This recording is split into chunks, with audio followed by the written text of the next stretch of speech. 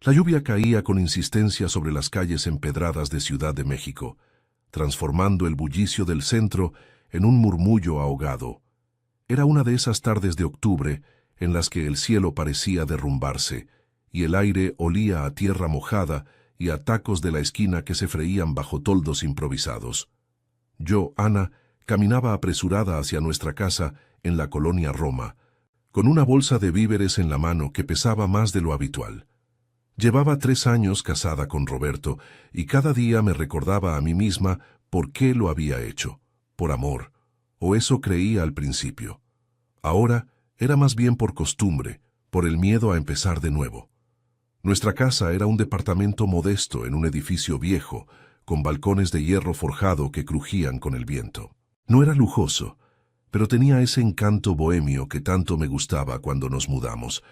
Roberto trabajaba como mecánico en un taller del barrio y yo en una pequeña boutique de ropa en la avenida Insurgentes. Éramos una familia normal, decían los vecinos, pero nadie sabía lo que pasaba detrás de las puertas cerradas. La hija de Roberto, Sofía, era el centro de todo.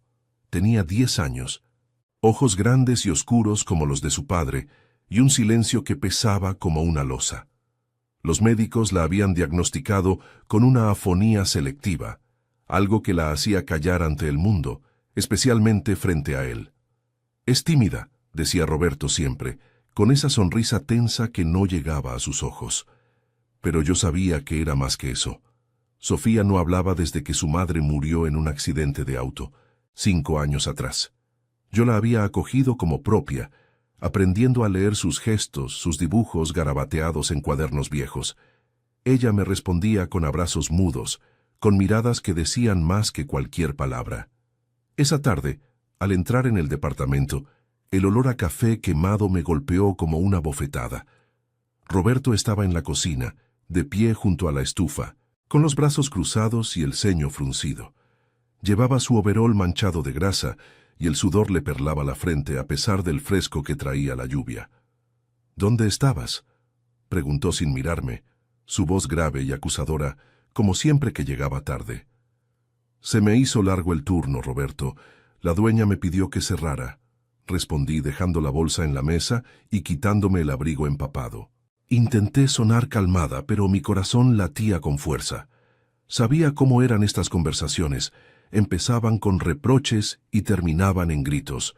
Sofía estaba sentada en el sofá del salón, con las piernas cruzadas y un libro de cuentos en el regazo. No levantó la vista, pero sus dedos se aferraban al papel con más fuerza de lo normal. Ella siempre hacía eso cuando la tensión subía, como si quisiera desaparecer en las páginas. «Siempre tienes excusas, Ana. ¿Crees que no me doy cuenta? Pasas el día coqueteando con los clientes, ¿verdad?». Roberto se giró hacia mí, sus ojos inyectados en sangre por el cansancio o por algo peor. Bebía más de lo que admitía, y últimamente sus celos se habían vuelto asfixiantes. «No es eso, amor. Solo trabajo para que tengamos lo nuestro», dije, acercándome con cuidado, como si él fuera un animal herido. Extendí la mano para tocar su brazo, pero la retiró bruscamente. «No me toques», gruñó, y su voz resonó en el pequeño espacio. Sofía se encogió en el sofá, sus hombros tensos. Yo tragué saliva, sintiendo el nudo familiar en la garganta. Hacía meses que las discusiones eran así. Él descargaba su frustración del taller en mí, y yo absorbía los golpes verbales como una esponja. «Voy a salir un rato», anunció de repente, agarrando su chaqueta del perchero. «Tengo que ver a un amigo por el taller. No me esperes para cenar». Asentí, aliviada en secreto. Cualquier excusa para que saliera era bienvenida. Se inclinó hacia Sofía, que seguía inmóvil, y le revolvió el pelo con una mano tosca. «Pórtate bien, mija. Y tú», me señaló con un dedo, «no hagas nada estúpido mientras no estoy». La puerta se cerró con un portazo que hizo vibrar las ventanas. El silencio que siguió fue ensordecedor, roto solo por el golpeteo de la lluvia contra el vidrio. Me quedé allí, de pie en la cocina, sintiendo el peso del día en los hombros. Fui al salón y me senté junto a Sofía, que por fin levantó la vista. Sus ojos estaban húmedos, no de lágrimas, sino de esa tristeza contenida que me partía el alma. Todo está bien, mi amor, le susurré, acariciándole la mejilla. Ella asintió, pero no sonrió. En cambio miró hacia la puerta, como si esperara que él regresara en cualquier momento. Preparé la cena en silencio, arroz con frijoles y un poco de pollo que había sobrado. Sofía me ayudaba como siempre, pelando las verduras con movimientos precisos, su silencio un compañero constante. Cenamos juntas en la mesa pequeña, con la televisión de fondo sintonizada en una telenovela que ninguna veíamos realmente. Hablé de tonterías, de cómo el clima estaba loco este año, de una clienta graciosa en la tienda. Ella escuchaba asintiendo de vez en cuando, pero sus ojos se desviaban hacia la ventana, donde la lluvia seguía cayendo sin piedad. Cuando terminamos, la ayudé con su tarea de matemáticas. Sofía era buena en la escuela, sacaba 10 en silencio, como si el mundo no mereciera sus palabras. La arropé en su cama, una habitación pequeña al fondo del departamento, con pósters de flores y un peluche raído que había sido de su madre. Le di un beso en la frente y apagué la luz. «Buenas noches, preciosa», dije, y ella me apretó la mano antes de soltarla. Me retiré a mi habitación, exhausta. Roberto no había regresado aún, y el reloj marcaba las 10 de la noche. Me cambié de ropa y me metí en la cama, pero el sueño no llegaba. Pensaba en cómo habían cambiado las cosas. Al principio Roberto era atento, cariñoso incluso con Sofía, pero la pérdida de su esposa lo había endurecido, y yo era el blanco fácil de su amargura. Últimamente, sus amenazas habían escalado. «Si me dejas, te arrepentirás», me había dicho una noche, con el aliento alcohólico en mi cara. Me aterrorizaba. ¿Pero a dónde iría? No tenía familia cerca, solo a mi hermana en Guadalajara, que apenas podía con sus propios problemas. Un ruido en el pasillo me sacó de mis pensamientos. Me incorporé, el corazón acelerado. La puerta de la habitación de Sofía estaba entreabierta y una luz tenue se filtraba. Me levanté sigilosamente y caminé hacia allí. Al asomarme, la vi sentada en la cama con las rodillas pegadas al pecho, pero lo que me dejó helada fue su boca moviéndose, formando palabras mudas al principio, y luego un sonido. «Mamá», susurró tan bajo que al principio creí que era el viento, pero no. Era su voz, ronca y temblorosa, como si hubiera estado guardándola por años. Me quedé paralizada en el umbral, el mundo deteniéndose a mi alrededor. Sofía me miró, sus ojos llenos de un terror que no entendía. «No se lo digas a papá», continuó, las palabras saliendo atropelladas. Él no es quien crees. Vas a hacerte daño, Ana. Lo oí todo anoche cuando pensó que dormía. Mi mente giraba, el pulso retumbando en mis oídos. ¿Qué había oído? ¿Qué secretos guardaba esa niña muda que ahora, por primera vez, rompía su silencio? La lluvia afuera arreciaba, como si el cielo supiera que algo irrevocable acababa de comenzar. Me quedé allí, congelada en el umbral de la habitación de Sofía, con el corazón martilleando como un tambor en el pecho. La luz de la lamparita de noche proyectaba sombras alargadas en las paredes, y el peluche raído en la cama parecía observarnos con ojos inertes. ¿Había oído bien? Esa voz tan frágil y ronca, como si saliera de un pozo profundo donde había estado encerrada por años. Sofía, mi Sofía, que nunca había pronunciado una palabra en mi presencia, ahora me miraba con esos ojos enormes, suplicantes, llenos de un secreto que amenazaba con rompernos a las dos. «Sofía», susurré, entrando despacio para no asustarla más.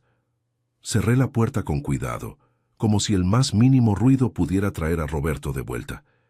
Me senté al borde de la cama, mis manos temblando mientras tomaba las suyas, frías y pequeñas. «¿Qué? ¿Qué has oído, mi amor? Cuéntamelo todo. No le diré nada a nadie, te lo juro». Ella dudó, mordiéndose el labio inferior, un gesto que hacía siempre cuando algo la angustiaba en la escuela. La lluvia golpeaba la ventana con furia y un trueno lejano retumbó en la distancia, haciendo vibrar el edificio. Sofía se acurrucó más contra las almohadas, su camisón de algodón arrugado como su expresión. Finalmente, las palabras brotaron, entrecortadas, como si cada una le costara un esfuerzo inmenso.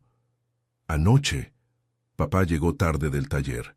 Pensó que dormía, pero yo oí la puerta del baño. Hablaba por teléfono, bajito, pero yo me acerqué, dijo. Dijo que tú eras un problema, Ana, que si no te callabas con tus ideas de irte, ahí iba a tener que arreglarlo como con mamá. Un escalofrío me recorrió la espalda, helándome la sangre. ¿Como con mamá? El accidente de auto de su madre había sido oficial, un choque en la carretera a Puebla, resbalón por la lluvia, dijeron los reportes. Roberto siempre lo mencionaba con lágrimas falsas, culpando al destino. Pero ahora, esas palabras de Sofía. ¿Era posible? Mi mente se llenó de imágenes borrosas, moretones que su esposa escondía, discusiones que los vecinos murmuraban. Yo había ignorado los rumores, cegada por el amor al principio. Tragué saliva, forzando la voz a sonar calmada para no aterrorizarla más. ¿Qué más dijo, preciosa? Pregunté acariciándole el pelo revuelto. Ella se aferró a mi mano, sus uñas clavándose ligeramente en mi piel. Hablaba con un hombre, no sé quién. Dijo algo del taller, pero no era del trabajo. Mencionó dinero, mucho dinero, y que tú lo estabas arruinando todo porque ibas a la policía o algo. Si no se queda callada, la mando al mismo lugar, juró. Y luego rió, Ana, como si fuera un chiste. Colgó y se quedó mirando el espejo, murmurando que nadie lo detendría. El mundo se inclinó a mi alrededor. ¿La policía? Nunca había pensado en eso. Pero ahora recordaba fragmentos. Las noches que Roberto llegaba con olor a cigarro y alcohol, no solo de cerveza, sino de algo más fuerte. El taller donde trabajaba, siempre con amigos dudosos que venían en camionetas viejas. Una vez encontré un fajo de billetes en su chaqueta, sucio y arrugado, que él justificó como propina. ¿Drogas? Robos. En la colonia Roma, con sus calles llenas de artistas y yuppies, era fácil ignorar las sombras del crimen que se filtraban desde los barrios cercanos. Pero ahora, todo encajaba de forma aterradora. «Dios mío, Sofía», murmuré, atrayéndola hacia mí en un abrazo. Ella se dejó envolver, su cuerpo temblando contra el mío. Por primera vez, sentí su voz no como un milagro, sino como una advertencia que podía salvarnos. «¿Por qué no me lo dijiste antes? ¿Por qué has estado callada tanto tiempo?» Se apartó un poco, mirándome con esa seriedad que no correspondía a sus 10 años. Sus ojos, herencia de su padre, pero con una dulzura que él había perdido, brillaban con lágrimas contenidas. Tenía miedo. Desde que mamá murió, papá cambió. Gritaba mucho y una vez la empujó contra la pared. Yo vi todo desde mi cuarto. Después del accidente juré no hablar más, porque si hablaba, él me haría daño también. Pero tú eres diferente, Ana. Tú me cuidas, me lees cuentos, me defiendes cuando él se enoja. No quiero que te pase lo mismo. Sus palabras me golpearon como un puñetazo. Lágrimas calientes rodaron por mis mejillas y las sequé con el dorso de la mano. En ese momento, el lazo entre nosotras se fortaleció, como un hilo invisible que nos unía contra la tormenta. Sofía no era solo la hija de mi esposo, era mi hija ahora, mi aliada en esta pesadilla. «Escucha», le dije, bajando la voz aún más aunque la casa estaba vacía. «Mañana, cuando él salga al taller, llamaré a mi hermana en Guadalajara. Ella nos ayudará a irnos a un lugar seguro, pero no diremos nada hasta estar listas. ¿Puedes ser fuerte un poco más?» Sofía asintió con una determinación que me sorprendió. «Sí, por ti lo haré, pero prométeme que no me dejas sola». «Nunca», respondí, besándole la frente. La arropé de nuevo, apagando la luz con manos temblorosas. Salí de la habitación, cerrando la puerta con suavidad, y me dirigí a la cocina. Necesitaba pensar, planear. El reloj de la pared marcaba la 1 de la mañana, y la lluvia había amainado a un goteo constante. Preparé un té con canela, el aroma familiar calmando un poco mis nervios. Sentada en la mesa, saqué mi teléfono y busqué el número de mi hermana, Laura. No la había llamado en meses, pero sabía que ella entendería. «Ana, sal de ahí», me había dicho la última vez. preocupada por mis evasivas. Justo cuando iba a marcar, la llave giró en la cerradura principal. Mi pulso se aceleró. Roberto entró tambaleándose, el olor a tequila impregnando el aire antes que él. Se quitó la chaqueta con un movimiento torpe y me vio en la cocina, sus ojos nublados por el alcohol. «¿Qué haces despierta?», masculló acercándose demasiado. Su aliento era fétido y retrocedí instintivamente. No podía dormir. «¿Todo bien en el taller?», mentí, forzando una sonrisa. Mi mente gritaba: «Guarda el secreto, espera». Él se rió, un sonido áspero y sin alegría. «Mejor que bien. Mañana cerramos un gran negocio. Tú solo quédate quieta, Ana, no compliques las cosas». Asentí, el miedo atenazándome la garganta. Lo vi dirigirse a la habitación, tropezando con una silla. Cuando la puerta se cerró, exhalé temblando. Sofía tenía razón, él era un peligro. Pero ahora, con su voz en mi oído, tenía una razón para luchar. Al amanecer, la ciudad despertaría bajo un cielo gris, y yo empezaría a tejer nuestro escape. Sin embargo, algo en su mirada esa noche me inquietaba más, como si supiera que el silencio de su hija ya no era un escudo, sino una grieta en su mundo. El sol se filtraba a través de las cortinas raídas de la ventana, tiñendo la habitación de un gris opaco que reflejaba el humor de la ciudad. Era temprano, apenas pasadas las 6 de la mañana, y el tráfico en la colonia Roma ya empezaba a rugir como un animal despertando. Claxones lejanos, vendedores ambulantes gritando ofertas de tamales calientes. Me incorporé en la cama con el cuerpo entumecido, el sueño interrumpido por pesadillas donde la voz de Sofía se repetía como un eco acusador. Roberto roncaba a mi lado, su aliento pesado impregnando el aire con restos de tequila. No me atreví a moverme, en cambio me quedé quieta repasando el plan en mi mente como un mantra: llamar a Laura, empacar lo esencial, huir antes de que él notara algo. Cuando finalmente se levantó, gruñendo por el dolor de cabeza, el departamento olía a café recién hecho que yo había preparado en silencio. Sofía ya estaba en la cocina, sentada a la mesa con su mochila escolar lista, sus ojos evadiendo los de su padre como siempre. Él se sirvió una taza humeante, sin un buen día, y se sentó frente a ella, revolviéndole el pelo con esa familiaridad tosca que la hacía tensarse. «Hoy te recojo temprano del colegio, mija. Tengo el día libre», dijo, su voz ronca por la resaca. Sofía no respondió, solo bajó la mirada a su tazón de cereal, los copos flotando inertes en la leche. Yo observaba desde el umbral, el corazón en un puño. ¿Era una trampa? Su día libre sonaba a excusa, especialmente después de lo que había mencionado anoche sobre el gran negocio. Me acerqué, fingiendo normalidad, y le serví un plato de huevos revueltos. «Come algo, Roberto. Tienes que estar fuerte para el taller», comenté, mi voz ligera como si nada hubiera cambiado. Él me miró de reojo, con esa suspicacia que había crecido en los últimos meses, como si yo fuera una extraña en su casa. «No te preocupes por mí, Ana. Tú solo ve a tu tiendita y no hagas preguntas».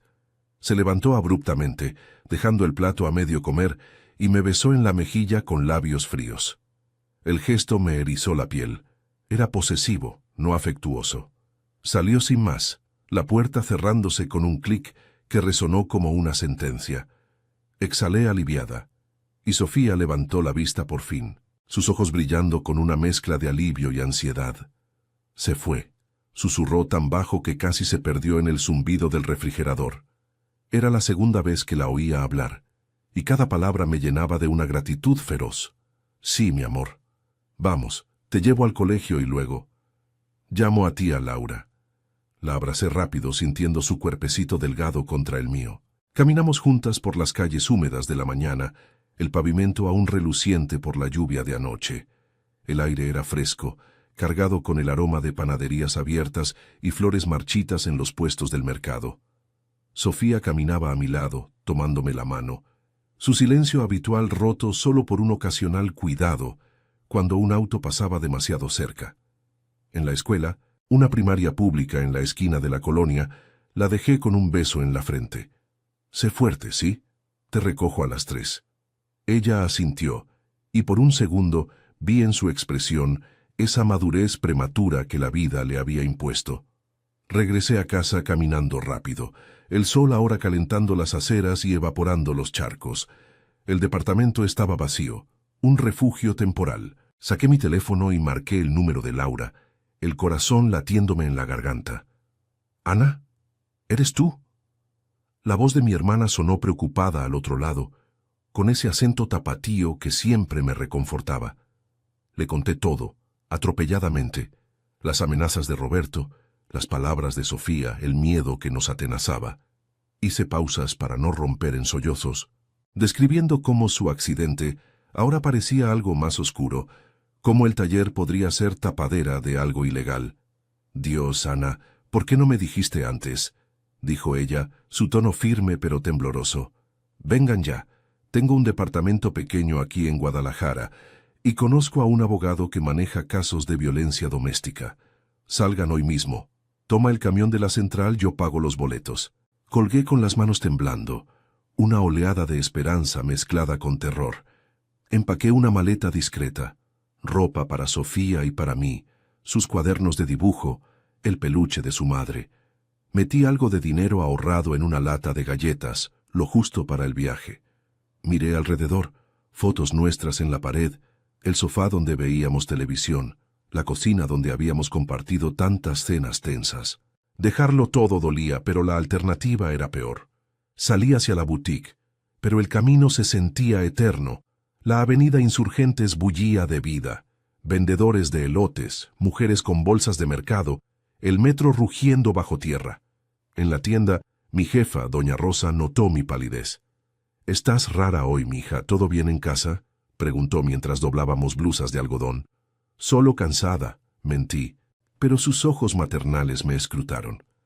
Doña Rosa era viuda con una hija adulta en Estados Unidos. Siempre me había tratado como a una más. Le conté un poco, lo justo para no alarmarla. Problemas con Roberto, necesidad de irme. Ella frunció el ceño, su rostro surcado por arrugas de experiencia. «Si necesitas ayuda, dilo. Mi sobrino tiene un taxi, te lleva a la central sin que nadie se entere. Y llévate esto». Me dio un sobre con billetes, arrugados pero reales, para emergencias.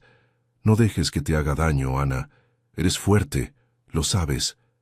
Sus palabras me dieron el empujón que necesitaba. Agradecí con un abrazo, sintiendo lágrimas picar en los ojos.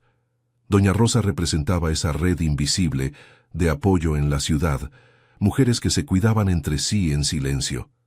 Cerré el turno temprano, pretextando un dolor de cabeza, y fui por Sofía al colegio. La encontré esperándome en la entrada con la mochila al hombro y una sonrisa tímida que iluminó su rostro. «¿Listos?», le pregunté en voz baja. Ella asintió, y tomamos un taxi que doña Rosa había arreglado. El conductor, un hombre callado con bigote espeso, nos llevó directo a la central de autobuses en el centro. El tráfico era un caos, semáforos eternos, peatones cruzando como hormigas. Sofía se aferraba a mi mano, su voz susurrando por primera vez en público. «Ana, ¿y si papá nos encuentra?». «No nos encontrará», respondí, aunque el miedo me roía por dentro. En la central, el bullicio era ensordecedor. Anuncios de salidas, olor a gasolina y comida rápida. Compré los boletos para el camión de las 5, el que salía hacia Guadalajara. Nos sentamos en una banca dura, compartiendo un elote asado de un carrito cercano. Sofía comía despacio, sus ojos vigilando las puertas. El sol se ponía cuando abordamos, el cielo teñido de naranjas y púrpuras sobre los edificios. El autobús era viejo, con asientos gastados y aire acondicionado que zumbaba como un insecto. Nos acomodamos al fondo, y Sofía se durmió contra mi hombro, exhausta por el día. Yo no podía cerrar los ojos, cada parada me ponía en alerta, imaginando a Roberto irrumpiendo con su rabia. Horas después, cuando el camión avanzaba por la carretera oscura, mi teléfono vibró. Un mensaje de un número desconocido. «Sé lo que planeas. No llegarás lejos». El pánico me invadió, el sudor frío bajando por mi espalda. ¿Cómo lo sabía? ¿Había revisado mi teléfono esa mañana? Miré a Sofía dormida e inocente y juré protegerla. Pero el viaje apenas empezaba, y la sombra de Roberto se extendía más larga que nunca, amenazando con alcanzarnos antes de que Laura nos recibiera. El autobús traqueteaba por la carretera federal, devorando kilómetros de oscuridad salpicada por faros lejanos y el ocasional resplandor de un pueblo dormido. Guadalajara se acercaba, pero el mensaje en mi teléfono ardía como una brasa en mi bolsillo. Sé lo que planeas, no llegarás lejos. Lo leí una y otra vez, el brillo de la pantalla iluminando mi rostro pálido en la penumbra del vehículo. ¿Cómo lo sabía Roberto? ¿Había olido algo en el aire esa mañana, en mi forma de servirle el café? ¿O era uno de sus amigos del taller vigilándome desde las sombras de la central? El pánico me subía por la garganta, pero lo contuve, mirando a Sofía acurrucada contra mi hombro. Su respiración era rítmica, un bálsamo en medio del caos. No la despertaría. Necesitaba este descanso, este breve olvido de la pesadilla que dejábamos atrás. Apagué el teléfono por completo, el gesto definitivo que me hacía sentir un poco más en control. Fuera, la noche era espesa, con estrellas que parpadeaban sobre los campos de agave que flanqueaban la vía. El conductor anunció por el altavoz que faltaban 2 horas para la terminal, su voz ronca cortando el ronroneo del motor. Me recosté, cerrando los ojos, pero las imágenes no cesaban.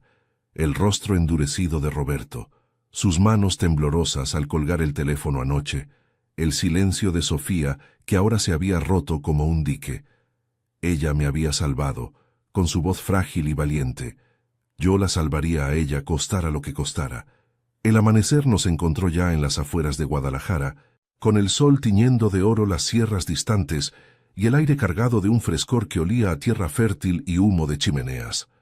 La ciudad despertaba con su bullicio propio, el tañido de campanas en alguna iglesia colonial, el aroma de tortas ahogadas flotando desde un puesto callejero. El autobús entró en la terminal con un chirrido de frenos, y el corazón me latió con fuerza al bajar, la maleta en una mano y la de Sofía en la otra. Ella se frotó los ojos, aún somnolienta, y me miró con esa confianza nueva que me hinchaba el pecho.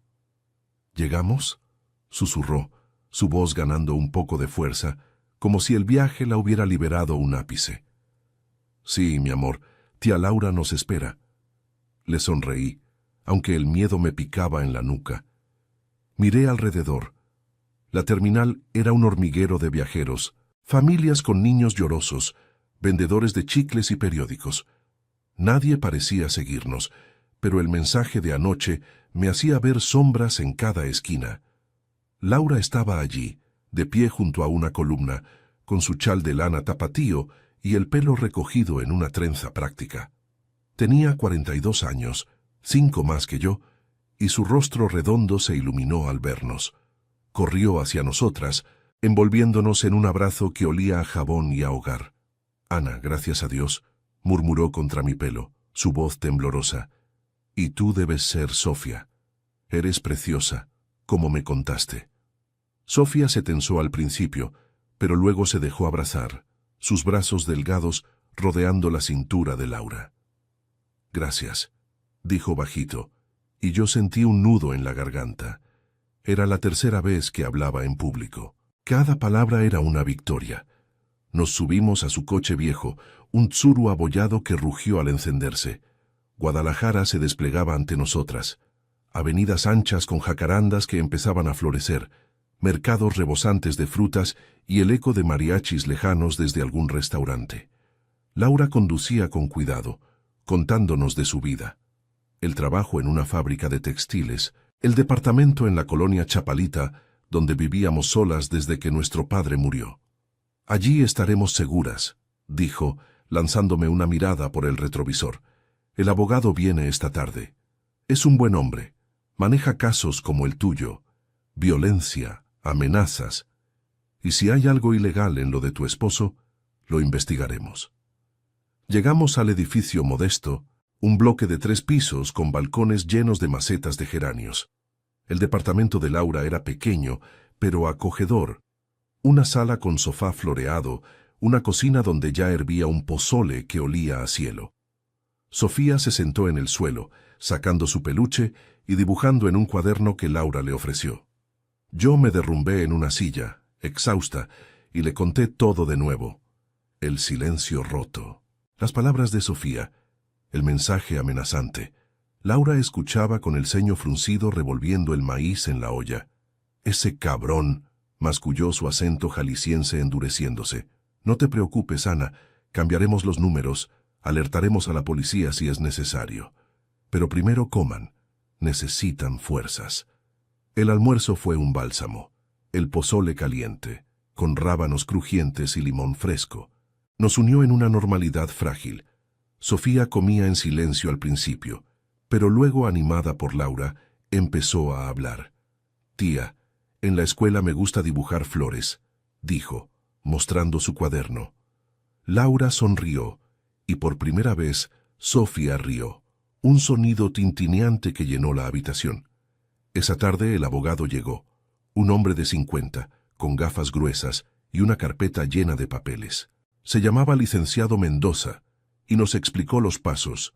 Denuncia por violencia familiar, custodia temporal para Sofía, investigación sobre el accidente de su madre. Si hay nexos con crimen organizado en ese taller, la Fiscalía de México lo tomará en serio, dijo su voz calmada pero firme. Pero ustedes están fuera de su alcance aquí. Mientras él hablaba, mi teléfono viejo vibró en la mesa. Lo había encendido por si Laura llamaba. Era Roberto. Una llamada entrante.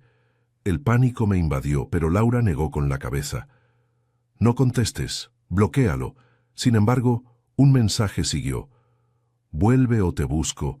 Sofía es mía». Mis manos temblaron, pero lo borré, sintiendo una rabia nueva crecer en mí. Ya no era la Ana asustada de la colonia Roma. Era una madre, una superviviente. «No vendrá», le dije a Sofía, que me miraba preocupada. «Estamos juntas ahora». Los días siguientes fueron un torbellino de trámites. Visitas al DIF para Sofía, sesiones con un terapeuta que la animaba a hablar más, clases en una escuela cercana, donde pronto hizo una amiga. Laura nos cuidaba como una leona, cocinando chiles en nogada y contándonos anécdotas de nuestra infancia para hacernos reír. Yo encontré trabajo en una tienda de artesanías, vendiendo huicholes y cerámicas, y por las noches Sofía y yo leíamos cuentos en voz alta, su voz ganando confianza con cada página. Una mañana, 2 semanas después, la policía llamó. Roberto había sido detenido en un allanamiento al taller. Drogas, robo de autopartes y evidencias de que el accidente de su esposa no fue tal. Un empujón en la curva, testigos que ahora hablaban. El juicio vendría, pero él estaba tras las rejas, su amenaza disipada como humo. Sentada en el balcón de Laura, con Sofía a mi lado dibujando el skyline de Guadalajara, sentí el peso levantarse. El sol calentaba nuestras pieles y el viento traía risas de niños jugando en la calle. «Ana», dijo Sofía, mirándome con ojos brillantes, «gracias por escucharme, por salvarnos». La abracé, lágrimas de alivio rodando libres. «Tú me salvaste primero, mi amor. Ahora empecemos de nuevo. Juntas».